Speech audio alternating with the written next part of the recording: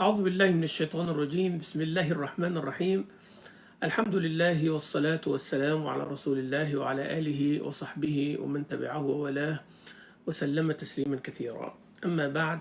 Let's get into our lecture of today, which is about small deeds or easy to do deeds. They're not small, I don't want to call them small deeds, but easy to do deeds and enormous rewards from Allah Azza wa Jal. Of course the reward will be enormous. It's easy on us physically, but it is with Allah Azza wa Jal, it is a huge deal, huge difference. As an example, the hadith, before I say anything, you will know that we know a lot of things, but unfortunately we're not practicing it. That's why it is far from our head. But once we spoke about it, yeah, I know that. I know you know that, but have you done it?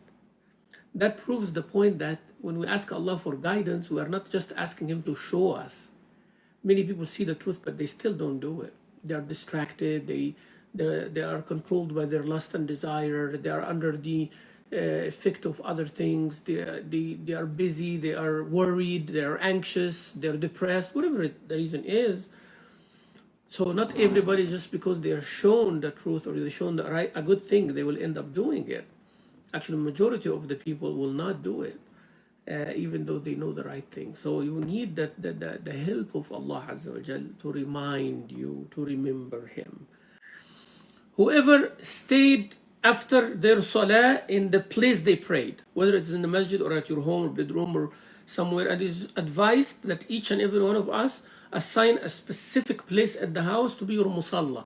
Like this is where you do like tahajjud, where you pray your nafil, you can pray all over the house, of course, but there is a specific place that, you know, clean, nice, smells good, looks good, like that, for your comfort, the spiritual comfort.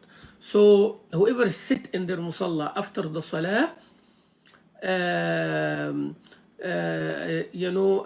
angels will keep saying, as long as he or she is saying, Allahumma ghafir lah, oh Allah, forgive him or her, Allahumma arham, forgive him or her, as long as you are sitting there. What Rasul Sallallahu Alaihi Wasallam said, if you are waiting for salah, you are in salah. So this is hadith of Rasulullah Sallallahu Alaihi Wasallam as well.